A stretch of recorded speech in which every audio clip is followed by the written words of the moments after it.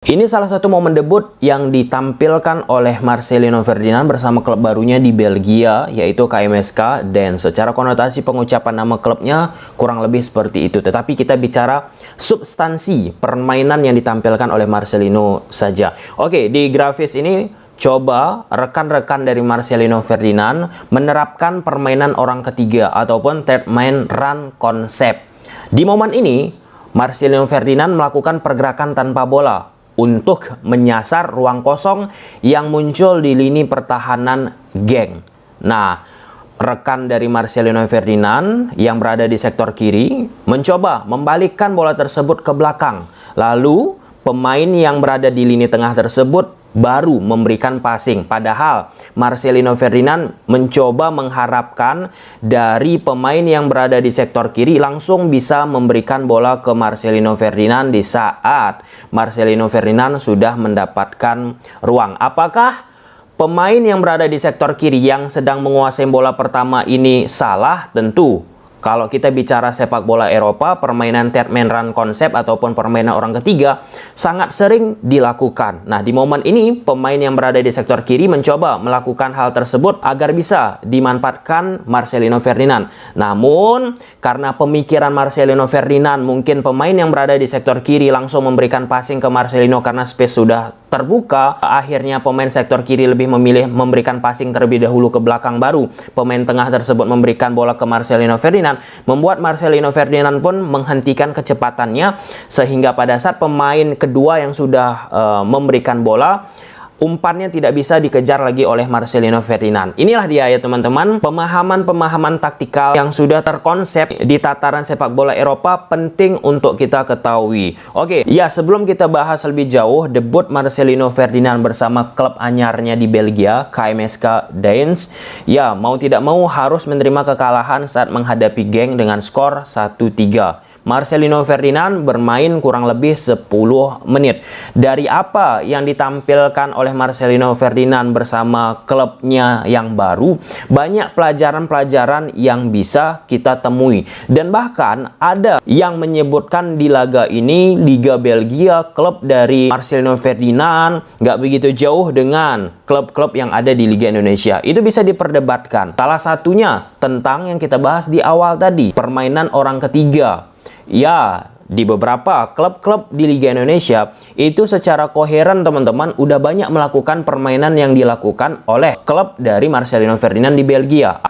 Udah banyak melakukannya. Tapi kalau kita lihat apa yang dilakukan oleh klub Marcelino Ferdinand teman-teman, dengan sirkulasi bola yang terus mengalir, itu gila tuh. Terus mengalir cepat sirkulasi bolanya, kadang bermain long pass ke depan, 1-2 sentuhan pendek, tapi terus mengalir bolanya. Itu akan menciptakan satu pemain untuk terus banyak bergerak dan akan membuat pemain tersebut banyak aksi. Ketika banyak aksi dilakukan oleh pemain tersebut di atas lapangan, maka otaknya berpikir akan banyak perkembangan yang dia miliki, yang dia dapat. Nah, di pertandingan ini lihat apa yang dilakukan oleh Marcelino Ferdinand.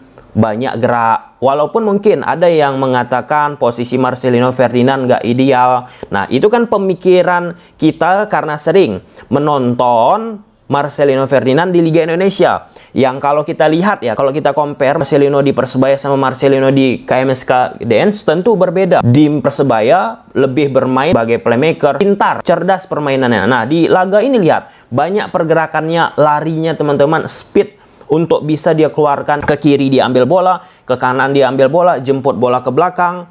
Kemudian ada ruang-ruang yang muncul, dia harus masuk ke ruang tersebut untuk mengejar bola. Dan tentu harus adaptasi dilakukan oleh Marcelino Ferdinand untuk memahami konsep tersebut. Ada beberapa catatan yang bisa aku jabarkan di sini. Yang pertama tentang build up. Marcelino Ferdinand bersama Persebaya Surabaya orientasinya jelas, proaktif, konstruktif, bermain 1-2 sentuhan, penguasaan bola. Nah, sedikit berbeda Marcelino bersama KMSK Deinz ini. Ya, mereka melakukan build up, tetapi kadang mereka langsung melakukan permainan long pass ke depan, direct ball. Itu bukan gaya Marcelino Ferdinand. Ketika lebih banyak bermain long ball vertikal ke depan, butuh lari, speed, endurance, dan body challenge akan sangat dibutuhkan untuk bisa menerapkan permainan tersebut. Beda kalau kita lihat dengan Aji Santoso bersama Persebaya Surabaya.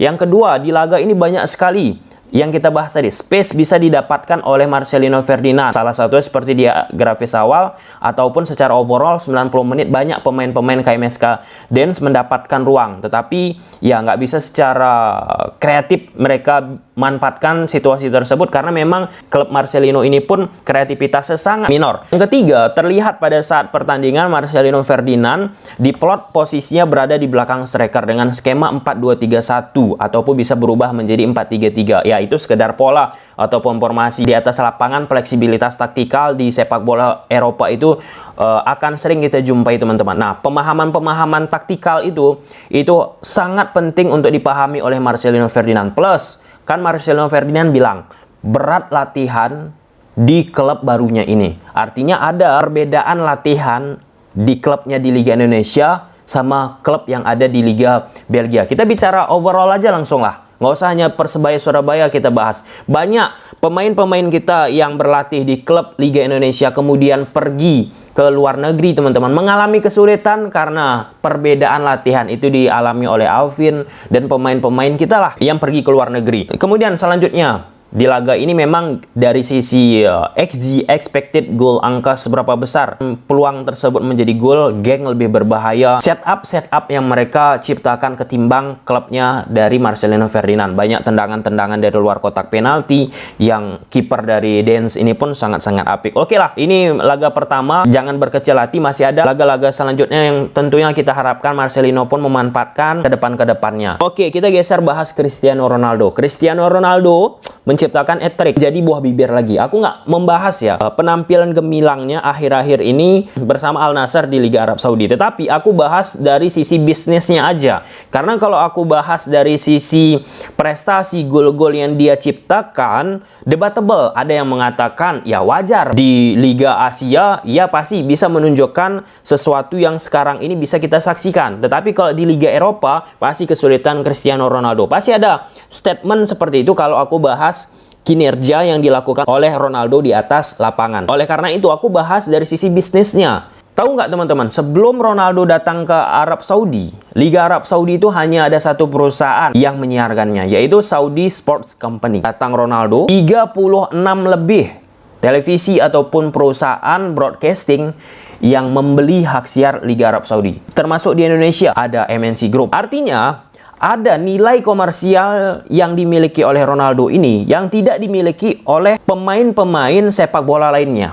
Kita bisa belajar kalau misal pemain-pemain lokal kita ada yang memiliki value seperti Ronaldo, ataupun nggak usah kita bilang langsung seperti Ronaldo, setidaknya setengah lah value ataupun nilai yang dimiliki oleh Cristiano Ronaldo, maka exposure itu pun akan kena ke Liga Indonesia jika pemain tersebut memiliki karakter ataupun value. Kemudian yang kedua, kita pun Liga Indonesia, teman-teman, sempat loh di tahun 2011 aku baca dari Tempo, Liga kita ingin dibeli oleh beberapa perusahaan televisi, salah satunya dari Malaysia, Brunei Darussalam.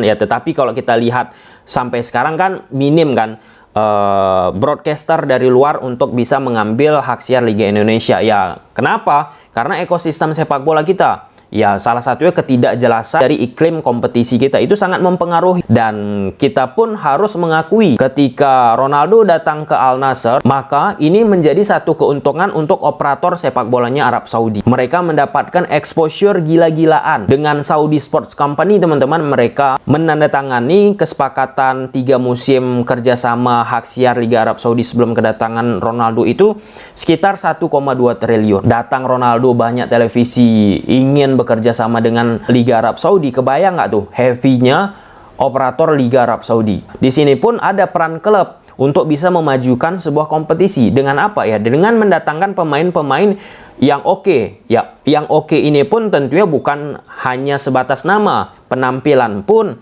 bisa ia tunjukkan sesuatu yang oke juga. Nah, karena Ronaldo pun ini efek ekor jas di beberapa laga ini pun menjadi buah bibir karena sesuatu yang ia tampilkan bersama Al Nassr yang cukup prima. Dan aku mendapatkan kabar juga, aku baca-baca dari berbagai macam jurnalis, teman-teman. Ada banyak televisi juga yang sudah oke 36 udah menyiarkan. Ada beberapa televisi lagi yang sedang melakukan negosiasi untuk menyiarkan apa yang ditampilkan oleh Cristiano Ronaldo. Bahkan karena banyaknya permintaan untuk menyiarkan, akhirnya Saudi Pro League, Liga Arab Saudi, teman-teman, operatornya melakukan kerjasama dengan International Media Group. Sampai turun tangan deh perusahaan dari Amerika untuk mendistribusikan tayangan Liga Arab Saudi ke belahan dunia. Belahan dunia udah gila nggak tuh exposure yang dimiliki oleh Arab Saudi. Ini implikasinya banyak. Electronic board yang mungkin harganya per 5 detik 5 juta. Ini kita kasarnya aja ya. Karena datang Ronaldo, banyak media-media televisi yang membeli hak siar, jadilah 50 juta per 5 detik. Itu contohnya aja. Airboard yang ada di dalam stadion itu, teman-teman, itu dibayar baik itu kepada operator ataupun ke klub yang memiliki airboard di stadion yang mereka punyai. Jadi kita pun bicara tentang bisnis, teman-teman. Efek dari Cristiano Ronaldo ini sangat amat luar biasa. Bagaimana dia membentuk karakter, nilai-nilai yang dia punyai sehingga perusahaan-perusahaan lain tertarik untuk terus mengikuti posisi Ronaldo. Oke lah, ini bukan perdebatan antara Ronaldo dan Messi, tetapi kita mengambil pelajaran dari apa yang dilakukan dan dimiliki oleh Cristiano Ronaldo. Bye. Ronaldo nilai komersialnya gila, lebih kurang 36 televisi ambil hak siar Liga Arab Saudi. Bayangkan, dari satu televisi awal yang menyiarkan Liga Arab Saudi, sekarang 36 lebih televisi. Liga Indonesia pun sempat loh dilirik oleh TV luar negeri. Karena banjirnya permintaan, operator Liga Arab Saudi pun bekerja sama dengan pihak ketiga, dengan International Media Group, sebuah perusahaan yang sempat juga mendistribusikan tayangan Piala Dunia. Di Indonesia, MNC Group menjadi pemegang hak siar Liga Arab Saudi. Artinya dari sisi bisnis ada sesuatu yang dimiliki Ronaldo ini yang tidak banyak dimiliki oleh seseorang pesepak bola. Untuk pemegang hak siar domestik Liga Arab Saudi dipegang oleh Saudi Sports Company dalam 3 musim. Saudi Sports Company membeli hak siar Arab Saudi ini sebesar 80 juta dolar, sekitar 1,2 triliun per tahun sebelum datang Cristiano Ronaldo. Terlepas pihak ketiga yang bantu kedatangan Ronaldo ke Al Nassr, terlihat juga peran klub untuk membantu percepatan suatu kompetisi.